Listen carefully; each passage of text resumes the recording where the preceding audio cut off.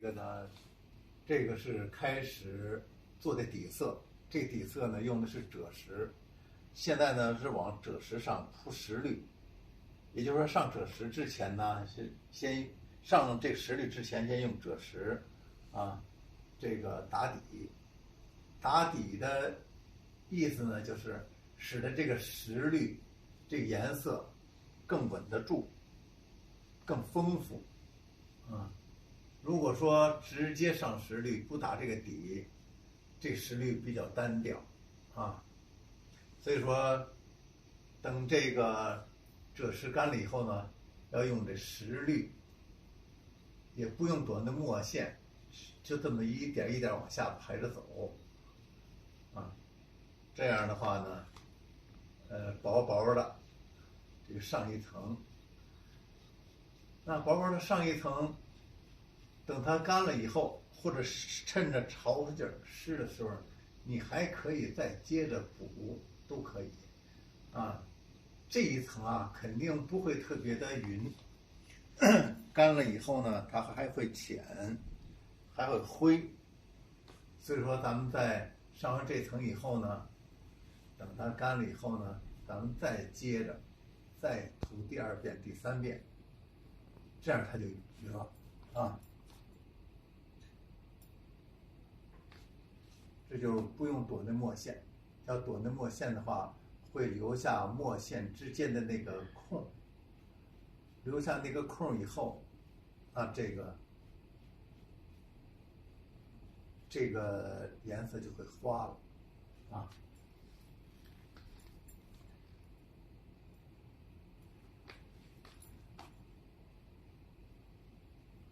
就这么推着走，就这么推着它这个因为这纸比较厚，画这个颜色的时候，它一边画一边往进吸水逐渐的这个颜色就挂在上面。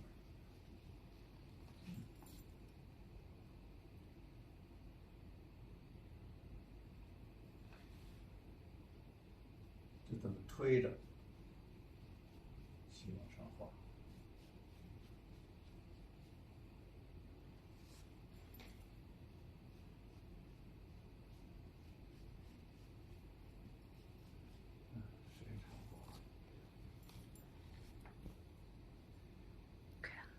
行了是吧？我们再用一些个墨线呢，再往出提这个线当然不是说所有都提，看情况，有的就提，有的就不提实际上这个线呢，也不是说越清楚越好，有的呢它就是一种隐隐的，有的呢就很清楚，它也是一种对比也是一种对比。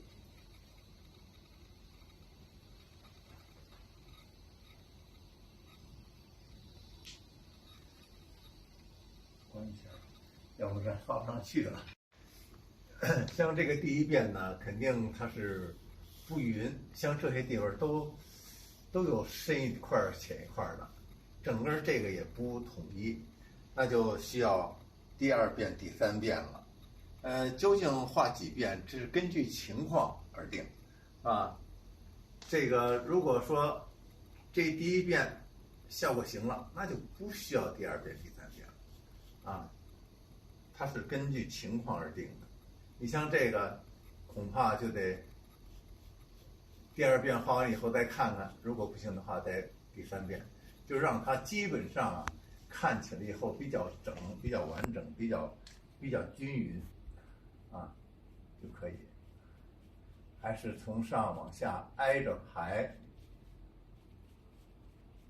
它有的地方呢，需要露出一些个底色，但是呢，这种底色就是到处都留也不行也不行，它就散了整个大面积的这种底色反映出来，上边是石绿，下边呢是有点赭石的意思，这就比较好你像这些小范围的这种石绿和这种赭石穿插的这个太多了，它就显得这地儿不太整，它就花了。所以说，有时候呢，这需要再给它从整体上头再完善一下。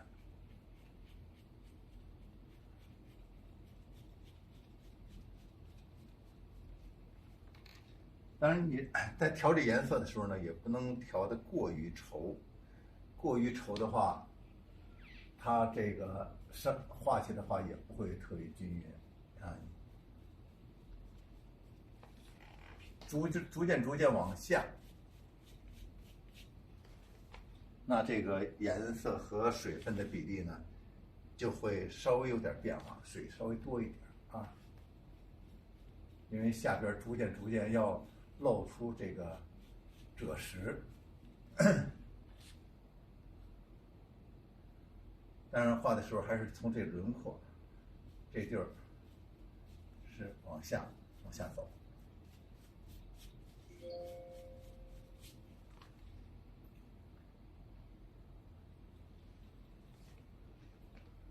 从这轮廓这儿往下走。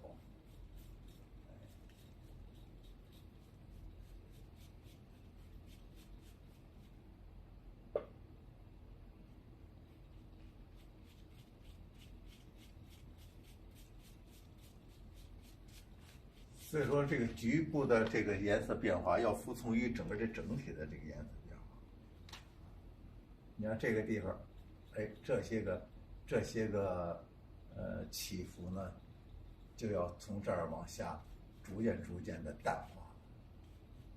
你像这些个树后边的，也给它染上。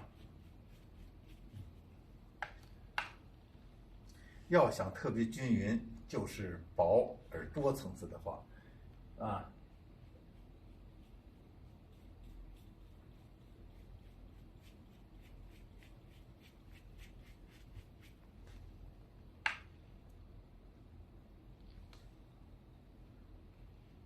你看，从这个边缘往下，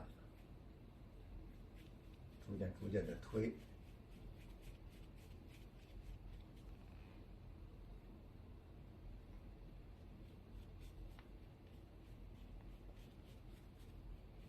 下边基本上就淡了，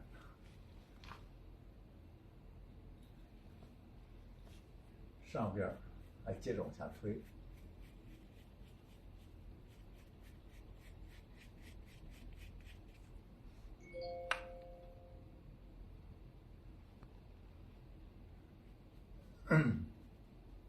这一遍呢，基本上就差不多。如果说干了以后再看情况，如果不行的话，再来一遍，就根据这个效果。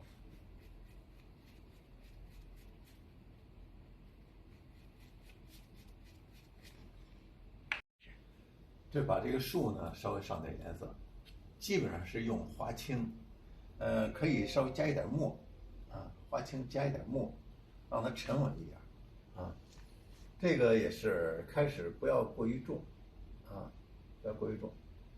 你看我画这个树的时候呢，只要是把那个松树那特征画下来，其实就是好像有那个松针的那个效果就行，也不用画的特别多，特别繁琐。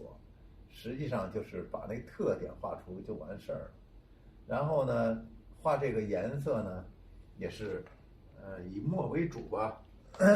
现在呢，就是在这墨上呢，再稍微加点花青。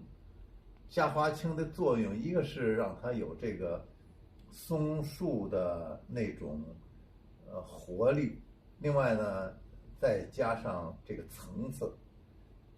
啊，你加上这个花青加一点墨，这个上以后呢，它就多一个层次。啊，你看这个层次原来点完以后呢，用淡墨画了一回，然后这次呢又用花青加淡墨再画一次，你看它就厚实了，它这个松树就不那么薄气啊，所以说呢，它这个有一种厚重的活力的东西在里边。你看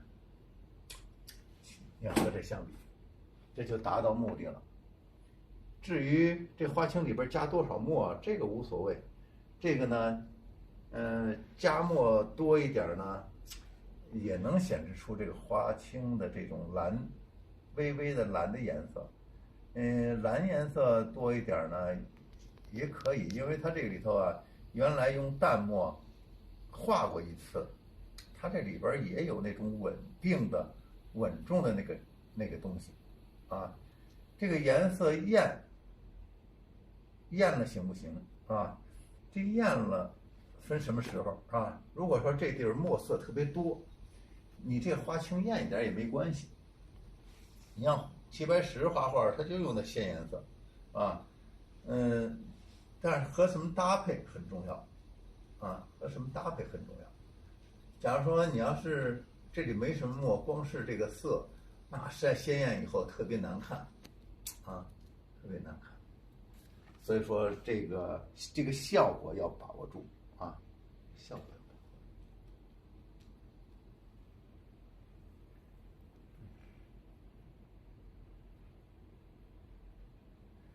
握。这个上完有绿色通过了以后呢，这个颜色再上呢就不容易上去，就适当的重一点，重一点。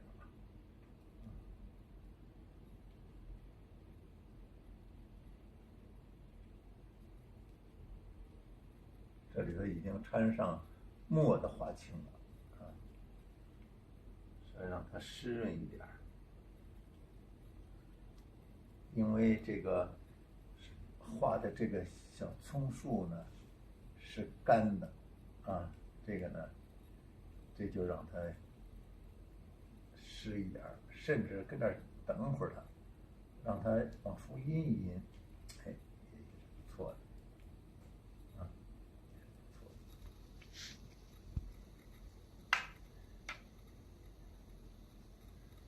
像这些地方都要读一读，这白在这里边啊，就显得碎，就把白的东西读一读。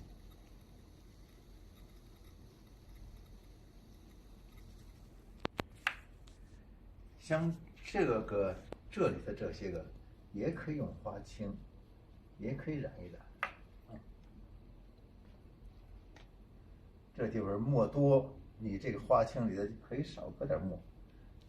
还有一个就是这个底子是这个这个赭石的，你也可以直接用花青来画。为什么呢？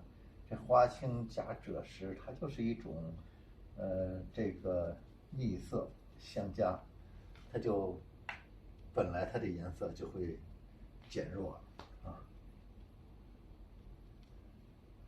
它不会特别明显这种蓝啊。但是它在这里边还起到一个作用，啊，它就是一种对比色，啊，微微的显出一点蓝色，这已经不是蓝色了，已经是那个副色了啊。它这也起到一定后视作用，可以了。开始。这个下边呢就是上点石青，这石绿呢是石青的底色，这种赭石是石绿的底色。那为什么要上石青呢？因为这个石绿啊，整个这个石绿要让它有变化，一个是往暖了变化，是往这个赭石这方面变化；一个是呢，这个绿里边稍微带点石青的颜色，有石青的这种绿和石青的这种变化。这种变化呢，在这画里头呢，它起到一个特别的精彩啊，颜色变化呀，特别透亮一种感觉。但是这种石青究竟画在什么地方？它基本上有两个方向啊。一个方向呢，就是往上有一种往石青的渐变，比如说这一块颜色上面已经有点石青了，我可以往上的呢，变化这个石青啊。那这个变了呢，这个也可以变，就是说整体上有一个向上往远处去的这么一种渐变。这是一个方向，还有一个方向呢，就是块面这方面的这个变化。比如说，像这个地方，这地方呢，就觉得，这几个块面呢，应该是有点变化。我可以不是那种渐变，我可以把这一块我给它涂一涂，让它在这里边起到一种间隔和对比的这么一个作用。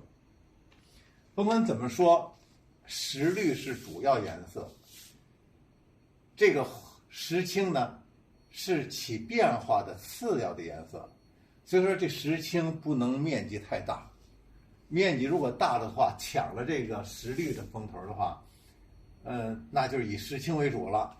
要是瓣对瓣呢，不知道哪是主色了，那这个画呢，那也没有一种倾向，也不好。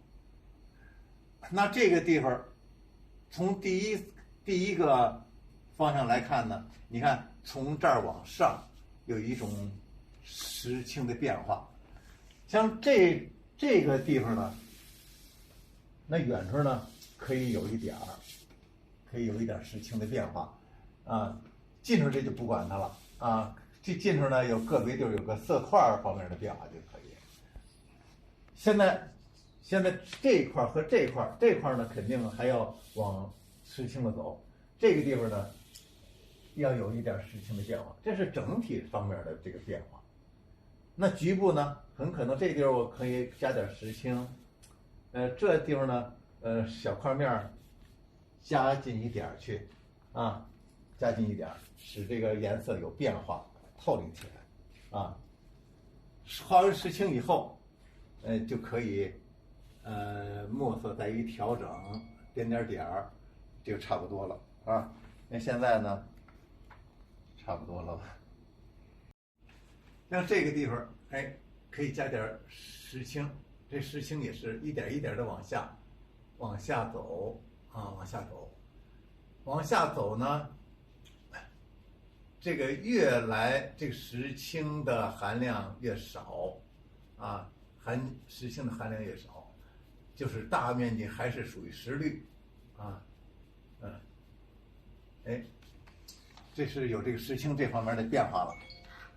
再往远处去，像这些地方呢，也是向上的大面，这个从大的趋势上来讲，向上呢，就有点石青的感觉，但这石青的轻和重呢，也不能同样对待，那远处呢就少一点，让它有这轻重变化。那究竟远处的石青多还是少呢？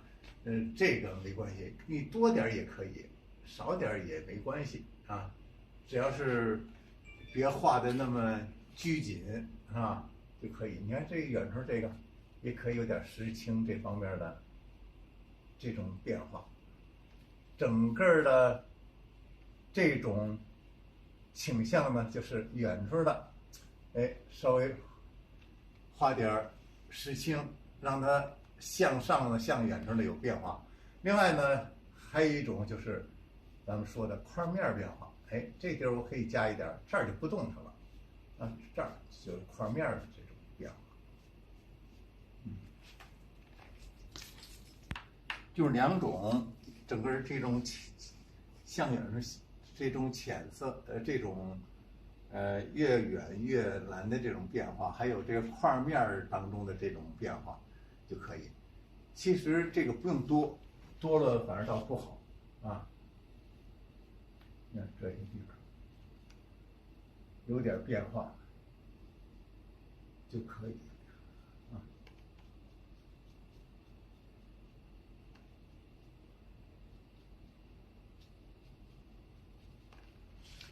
你看这儿都是石绿，这儿有点石青，有点这方面的变化，也不错啊，也不错。像下边呢，也可以有点石青和块面这方面的变化。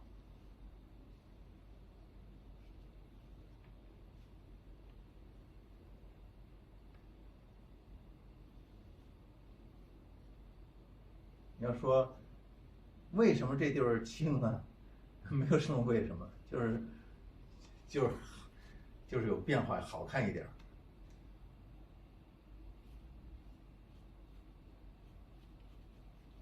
颜色让它有点变化。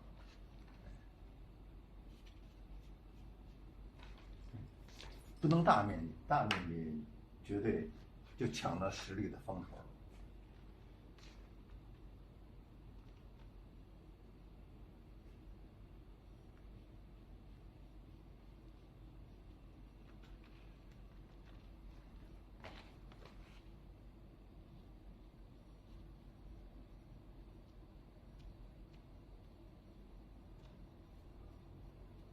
这都属于人为的给它制造这个变化。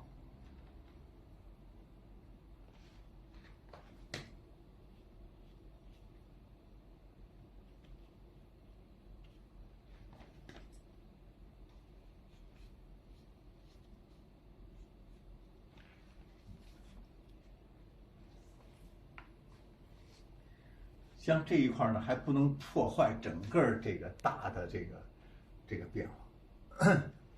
那这地方呢，在它整个上下两个结构的这个之间呢，可以给它来一小块，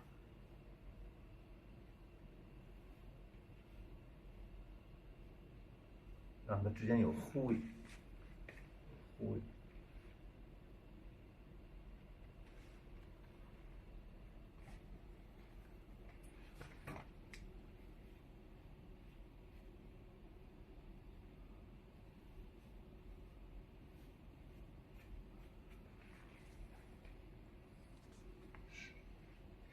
加这个和不加这个呢，你看它立刻它就有变化了，啊，它就比刚才那种平板的那个呢，它就生动了。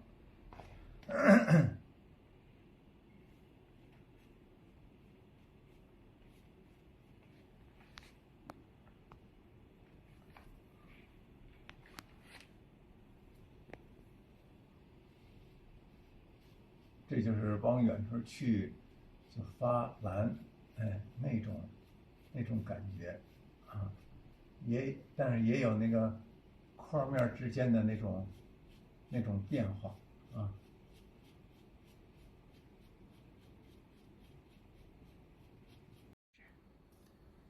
画这水波纹呢，也可以先染，然后再勾这个水波纹，也可以先勾，等它干了以后再染，都可以。勾水波纹呢，要求就是浅一点，因为水是亮的，这个勾的这个线要浅一点，而且从这边到那边啊，尽量让这个墨色呀变化别太大，所以说事先呢调出一点墨来。这墨究竟合适不合适呢？画的时候呢再说。在这个墨色统一的情况下，稍重点稍浅点问题不大。用一小笔，不要太大，长锋也比较合适，啊，这是墨色啊。还有一个呢，你画一定要水平，虽然说它是起伏的，但是呢，整体来说是平的。所以说画的时候呢，一个是你摆动的时候你要一样，然后运动的时候呢也要一样。如果你慢了以后，可能这块就小点，快了以后可能就大点，它就不一样了。所以说咱们在画的时候呢，一定要平稳，然后摆动平均，速度平稳，这得经过一些练习啊。你看，咱们从这儿开始画，从下边往上画也行，从上往下画也行。你看，我从下边往上画啊。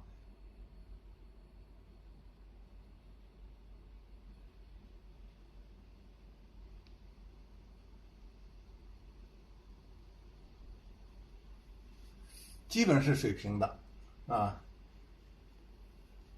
然后上边往上边画的时候呢，它这波浪正好和这相反，它这个波浪这个就是衔接，啊。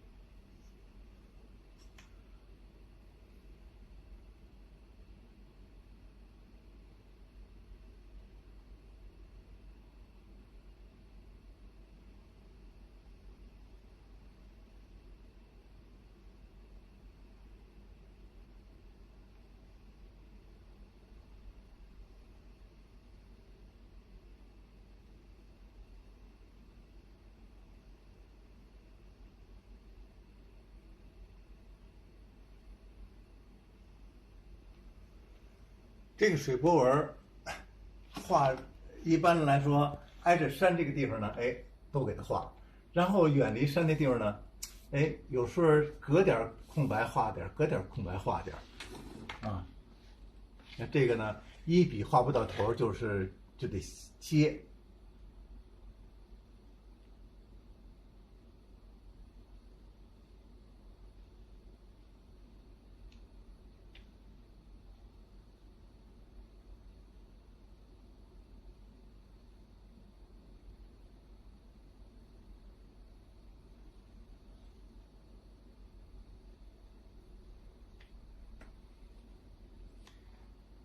像这地方呢，哎，也可以画一些个。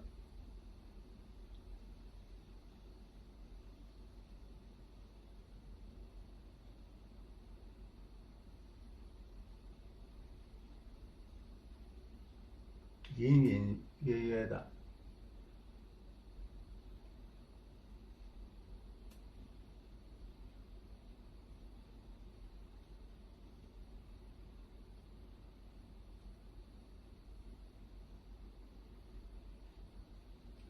它是错落的，啊，错落的。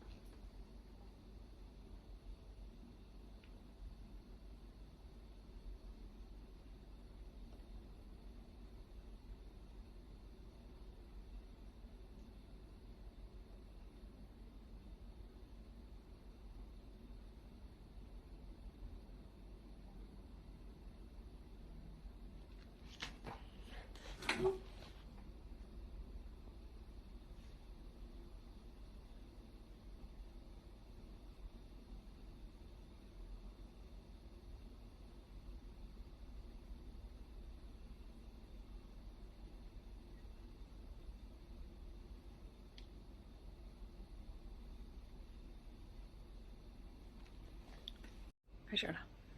这个勾完这个这个水波纹，然后用花青给它淡淡的染一下。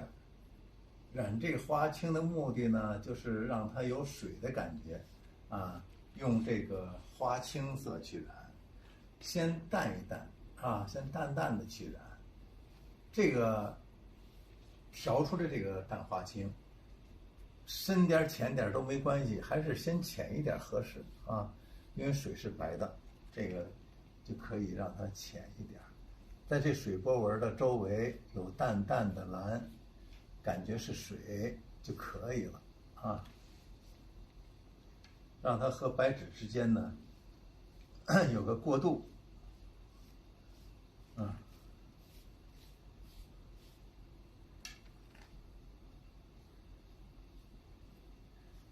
参差不齐，多一笔少一笔都没关系，啊，没波纹的地方呢，你也可以倒几笔，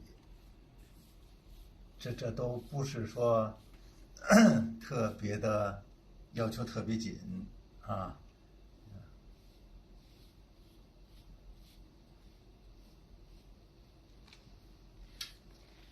就说这个染的这个染这颜色呢，当然也可以说稍微搁一点墨也可以。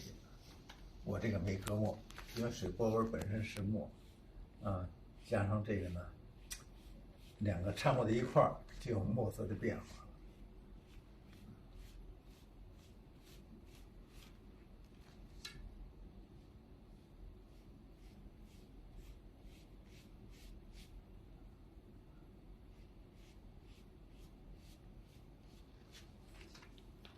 等这个干了以后还要浅，啊，你觉得浅呢，你可以再来一回，这都没关系啊。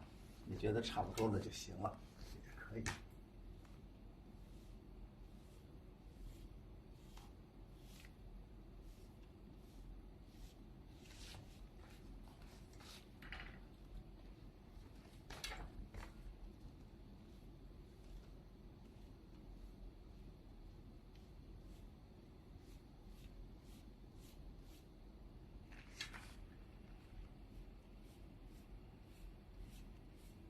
树后边穿插过去的水波纹，因为这颜色是淡的，对那个树不会有什么影响。再说这就是这个树呢，在它的水波纹的烘托之下呢，哎，感觉还挺厚实的。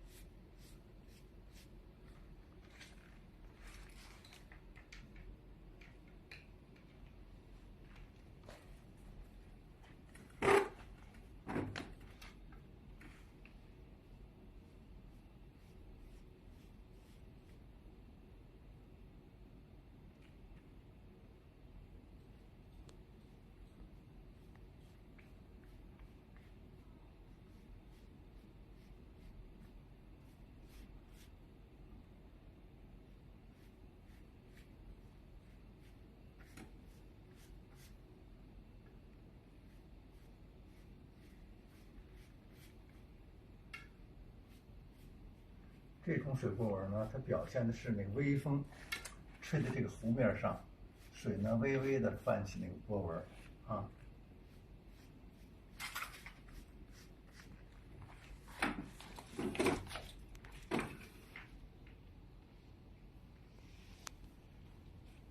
差不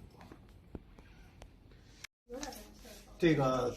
这个铺完这个石绿和石青以后呢，这个线呢被折住了不少，因为画石绿和石青的时候啊，也不能躲着这个线，因为躲着这线的话，这个线当中的这个是小空啊，都被露出来以后就感觉花，所以说呢，这个线呢，就被这个颜色呢给盖住了。盖住以后呢，现在要提这个线，往出提一提。提这个线呢，也没有必要整个这个线都提，个别主要的线是可以提一提。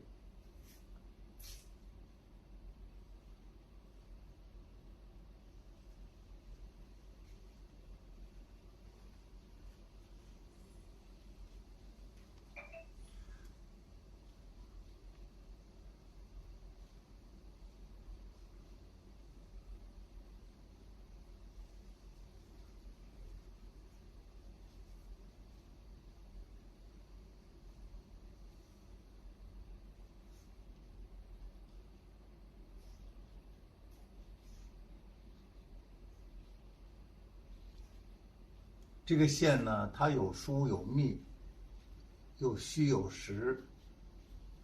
那你画这个的时候呢，就根据这个情况呢，有些线呢得清楚一点，有些线呢不能清楚。有些线呢要画，有些线呢还要增加。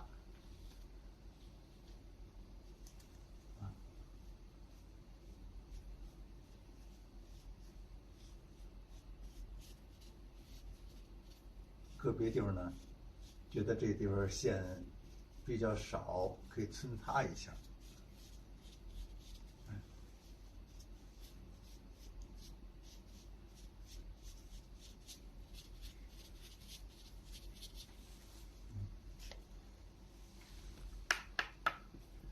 像这个地方，这线勾一勾。肯定它的这个轮廓线呢，需要实一些的，也需要把那个断线的那种让人去想象那种线呢，也要留出来。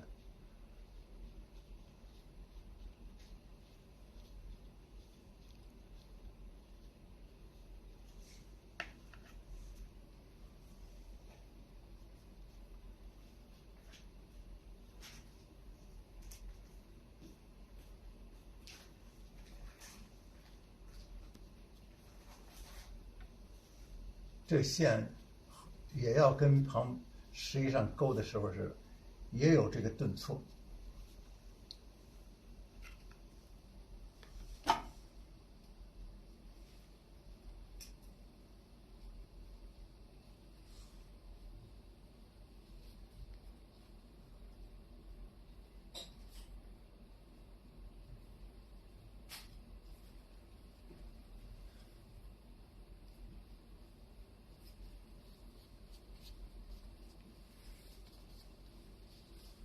就是在整理这个线和它这个整个这个面，这个面太空了，哎，你要给它抻两下；这个线太虚了，也可以给它实一实。这线太实了以后，旁边也可以给它蹭两下，让它虚一点啊。就是在调整这个线啊，有时候需要虚，有时候需要实。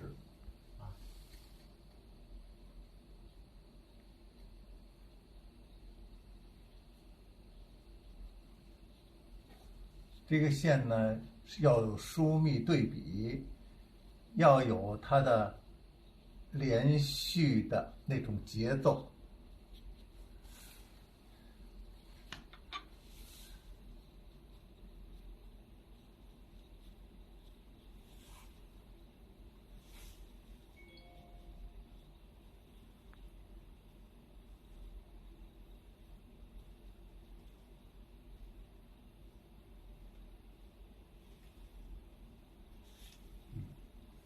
差不多了。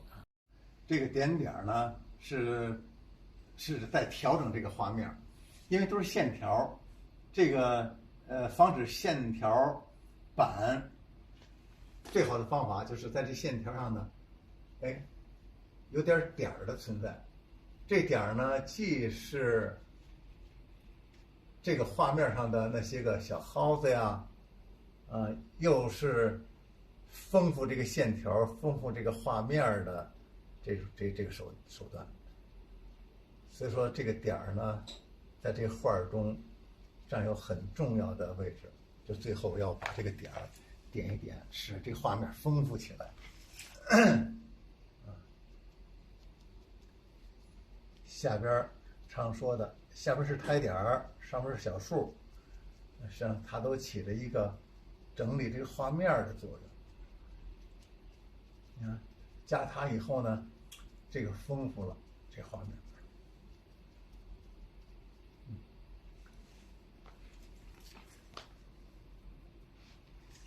像这地方线条比较少的地方少点，线条多的地方呢要多点。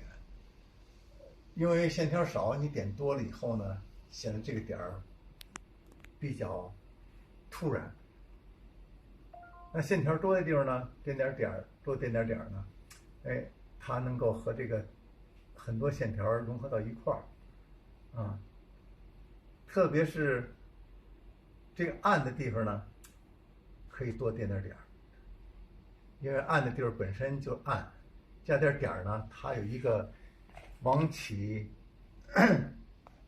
这个提这个线的作用，而且还有一种醒目的这个作用。这个地方点点点，这地方少点，这地方多点，比较苍茫，你看它就丰富了这个画面啊。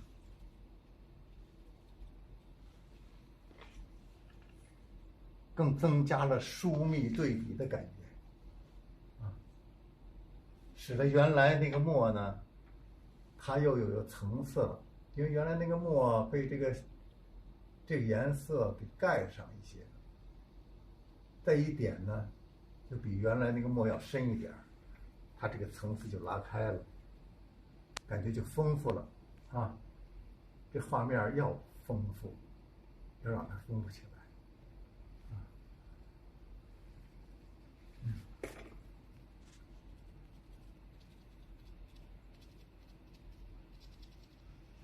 好。这次呢就处理这个云，这个云呢在国画里边可以空白，就这样也可以。但是这张画呢，想让它装饰味儿强一点儿，就是勾一下线，然后染一下，这样的话和这种装饰味道的这个画呢更加贴合了。画这个云要松弛，比如说你这个笔得用细一点的笔沾淡一点的墨，然后离笔尖远一点，这样对笔尖的控制呢，它就减弱了，它就更加灵动。所以说画这个的时候呢，这个线条不能画直线、死线，要让它抖动一些个，抖动一些个。然后画的时候呢，注意线条跟线条之间，有大有小的空隙这样的话呢，就更灵动。这里边呢，最后还有添白用白云的方法把这个给显示出来。它这个云，一方面呢，它在这画当中显示出灵动的和间隔这些个形态的这个作用另外呢，在这整个这个画当中呢，它和这个也起了一个对比的作用。你看这些线条和它又不一样。其实这个画充满了对比，只要有对比的地方，它肯定是让人去紧紧盯着这个地方去看品味这个地方。它就是一个小画眼，甭管是房屋、桥梁、鸟，还有船等等，这都是画眼。包括这些细小的云，还有小瀑布、小溪流，这都属于绘画当中的精彩的地方，都可以称作画眼。一张画当中呢，要有很多画眼可以有很多画眼像这个云呢，就是从这个地方画过来，轻松的、流动的去画出来。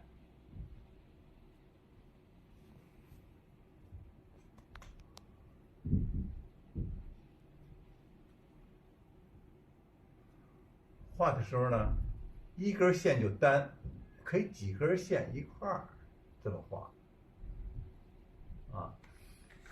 它画云的边缘，实际上画的是云那个边缘。这边缘呢，一根线它就薄，两根线呢就厚一点，三根线呢它就有姿态了它要有云的这层次了。所以说画的时候呢，有时候呢要把这个2条线或者3条线挨着画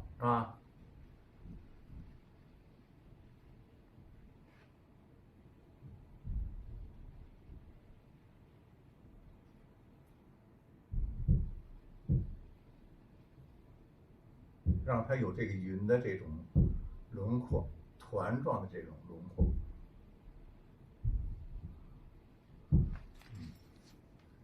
还可以把云画到山后边去，都可以。最后通过染和加白，这个云呢，就有这个厚度了。这个云跟这个云呢，还应该让它不一样那是跟这山厚度过来，这是跟这个山下边上来。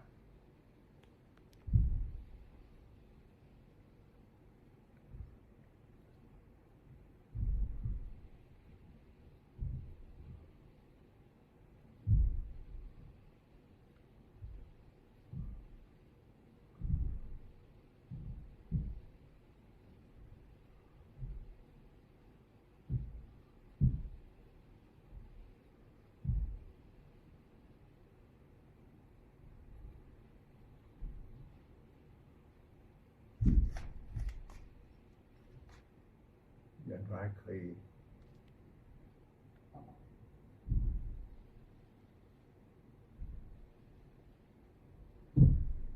再来一来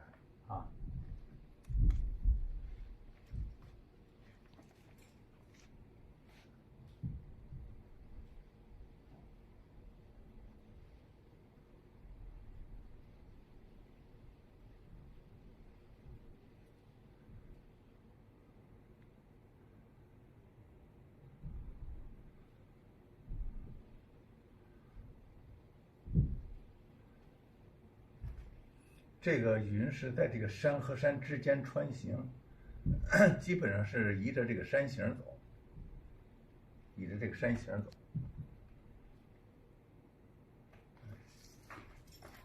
还有一点，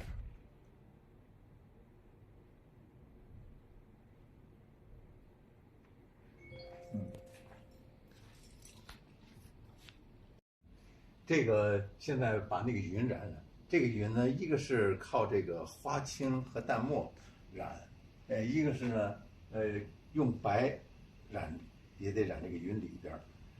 这花青和淡墨呢一定要浅，要比这个线浅。它现在呢，这花青或者是淡墨呢，要染这云的外围。这个白呢是染里边儿，这个染外围呢，当然你要是说，把这个外边衬着这个云，外边可以，用2支笔，就是用分染的方法，你要画一笔，然后再分染一下。但是这个呢，它是生宣，生宣呢，你这么分染就很不好分染，像熟宣可以。那这个呢，就是把这种特别淡的这种墨色呢，就染在这个线的外边就可以了，啊，染在线的外边，染这个线的外边，因为这是里边啊。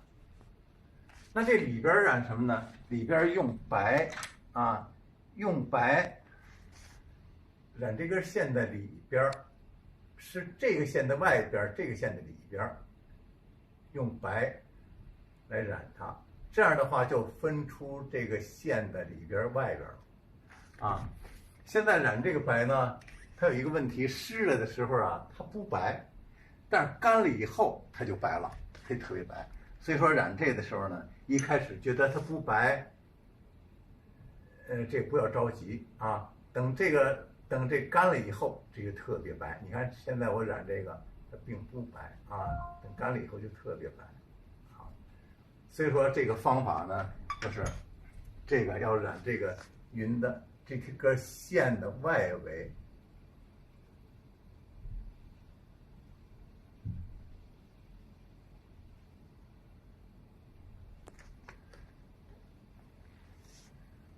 哎，这个可以染下边，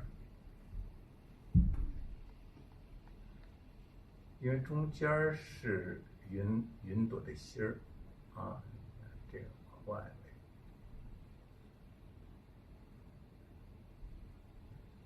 其实这种类似于写意，但是又不是太写意的这个画呢，就是也别过于太细了啊，哎，达到这个目的就可以了。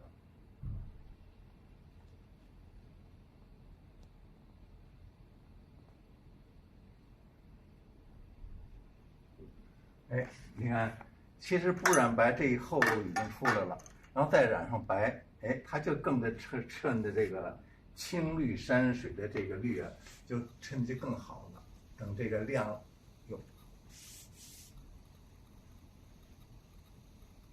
等这个干了以后，你再看这个就特别的立体，而且特别的衬这个绿衬得特别好啊。它是互相影响的啊。这种云的这种轻飘飘的这种感觉和山呢，造成一种对比，也使你觉得这个山呢，它很有这个质感啊。互相的，其实这云的存在，它是为了这个山而存在的。为了这个山更好的表现山，所以说咱们画什么东西，它都是有用的，啊，都是很有用的，能把它起到它的作用，那你画的这个呢，它就有价值。假如说你要说就是为了这儿有那么一朵的云，我就是为了画这云，为它而画。这就没什么价值。为了这张画的更精彩，画它就有价值了。